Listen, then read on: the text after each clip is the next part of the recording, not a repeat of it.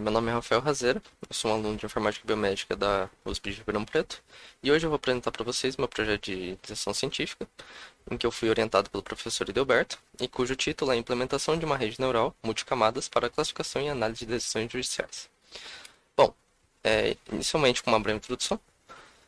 Embora o uso de métodos de processamento de linguagem natural e reconhecimento de entidades nomeadas nas mais diversas áreas seja algo bem estabelecido, o uso destes métodos na área do direito se depara com alguns percalços, ou seja, alguns problemas, que não estão presentes nas demais áreas, como, por exemplo, alguns jargões específicos, um maior vocabulário da língua portuguesa, uma presença de estruturas semânticas e sintáticas mais complexas em comparação ao português falado como um todo.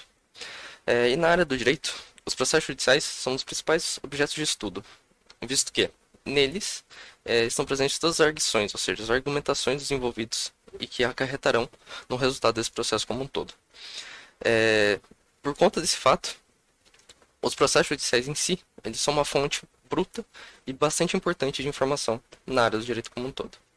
Bom, no Brasil, a maioria desses processos são públicos e eles são publicados nos diários de justiça de cada estado. Contudo, ter acesso a uma grande quantidade desses processos não é uma tarefa muito simples. Então, nesse contexto, a partir de projetos anteriores, chamado de mediação e conciliação avaliados empiricamente, jurimetria para proposição de ações eficientes, uma base de dados contendo uma grande quantidade desses processos foi criada e foi usada como fonte de estudo para a SCC como um todo. Essa base de dados ela contém mais de 90 milhões de processos distintos e que pertencem a mais de cinco diferentes estados brasileiros e que tais processos são separados em mais de 90 milhões de documentos, os quais representam cada parte distinta de um processo. Bom, então aqui à sua esquerda tem um exemplo de uma linha desse dataset. Então você consegue notar que a gente tem uma série de informações desse documento, como por exemplo as informações do fórum que esse documento foi publicado, o número do processo que esse documento pertence, o texto do documento em si, que seria o conteúdo dele, o assunto do processo, a classe do processo, a data de publicação desse documento, os autores, os réus e os valores monetários que estão presentes nesse documento em si. Todavia, apenas alguns documentos eles têm todas essas informações bem estruturadas e disponíveis para a gente poder utilizar. Então esse problema, que é intrínseco da própria natureza desses dados, é um grande obstáculo para a gente conseguir conduzir alguns estudos empíricos nessa base.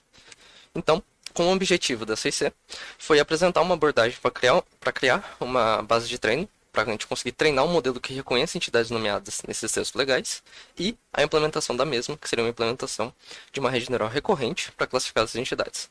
Então, em específico, algumas entidades que a gente teria interesse seriam o assunto do processo, a classe do processo, os envolvidos nesse processo, entre outras entidades em si. Bom, para a gente poder treinar este modelo, primeiramente a gente criou uma base de dados de treino em si, para esse modelo de reconhecimento de entidades nomeadas.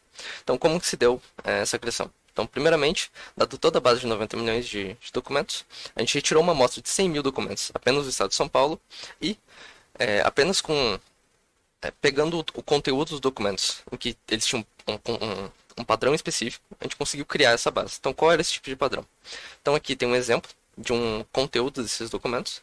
Então, note que a gente tem uma série de informações que pertencem a esse documento em si, como por exemplo, iniciando com o número do processo, que é seguido pela classe desse processo, depois pelo assunto desse processo, os envolvidos e a arguição em si de uma das partes.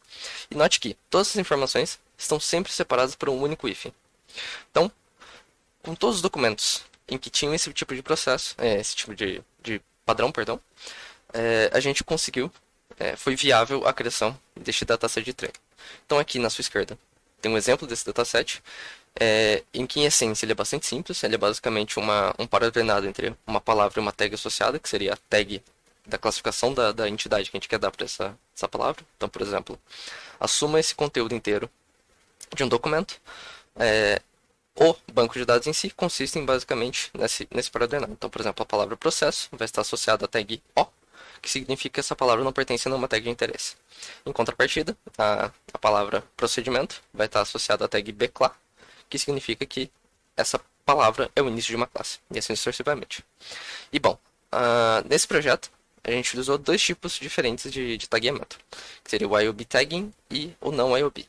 E todas as tags, ou seja, todos os tipos possíveis de classificação de palavras que a gente usou foram O para nenhuma tag de interesse, ou seja, a palavra não é de nosso interesse.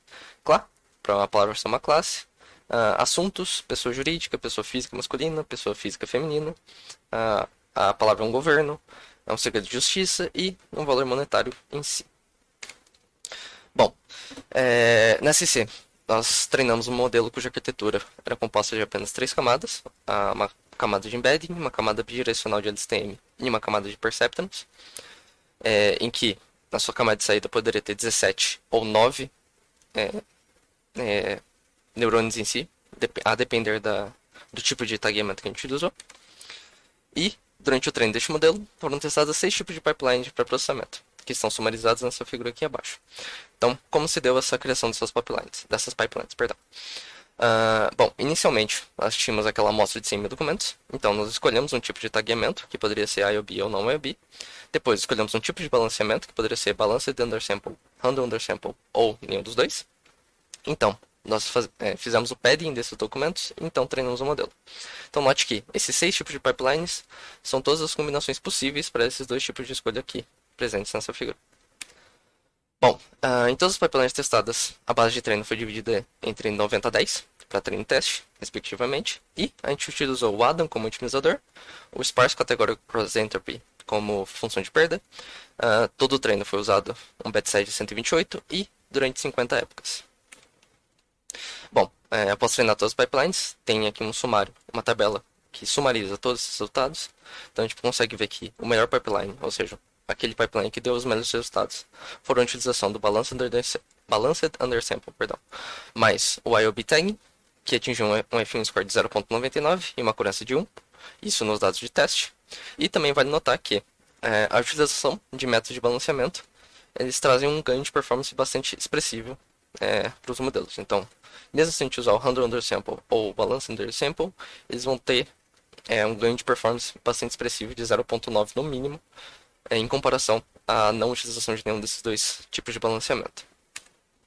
Bom, um outro resultado obtido neste projeto foi que, como a gente testou, a gente retirou uma amostra apenas do estado de São Paulo, se fazia necessário verificar se nos demais estados os processos, ou seja, os documentos que pertencem a esses estados também, o modelo também conseguiria classificar corretamente ou não. Então aqui a gente sorteou um tipo de, na verdade um documento de cada estado e testou o modelo neles. Então você consegue ver que tanto em Piauí, Mato Grosso e Rio de Janeiro, o modelo não foi capaz de classificar nenhuma entidade de interesse em si. Em contrapartida em Alagoas e Ceará, ele conseguiu pegar algumas classes em específico. Então isso aqui mostra que talvez o modelo não consiga generalizar para todos os tipos de estado. Bom, em suma, todas as pipelines elas apresentaram bons resultados nos dados de teste, sendo que o pipeline de Balanced Undersample mais IOB apresentou o melhor delas. Porém, notou-se que os modelos carecem de generalização para os demais estados. Então, o motivo disso pode ser 2. Seria o primeiro que o padrão dos documentos nos demais estados não é o mesmo que no estado de São Paulo. Então, isso acarreta num erro do modelo. Ou também pode ser que, durante o treino, tais informações que estão presentes nos outros estados não apareceram nos dados de tempo. Então, por exemplo, pode ser que o processo sorteado pertencia a uma classe que não apareceu durante o treino. Logo, o modelo não aprendeu a reconhecer essa classe em si. E, bom, em trabalhos futuros, a gente vai utilizar esses resultados como uma expectativa de desempenho para treinar o modelo, utilizando toda a base disponível, ou seja, a gente vai usar esses resultados como um baseline para conseguir treinar todo o modelo. Treinar o modelo com toda a base. E treinando com toda a base, a gente espera ser capaz de classificar corretamente essa base e, porventura, permitir o estudo de mais estudos empíricos nessa base em si. Então, também uma última referência é que essa iniciação científica teve como resultado também um artigo publicado no ICCSA de 2021, cujo link está aqui. E é isso. Muito obrigado, gente. Tenham um bom dia e muito obrigado.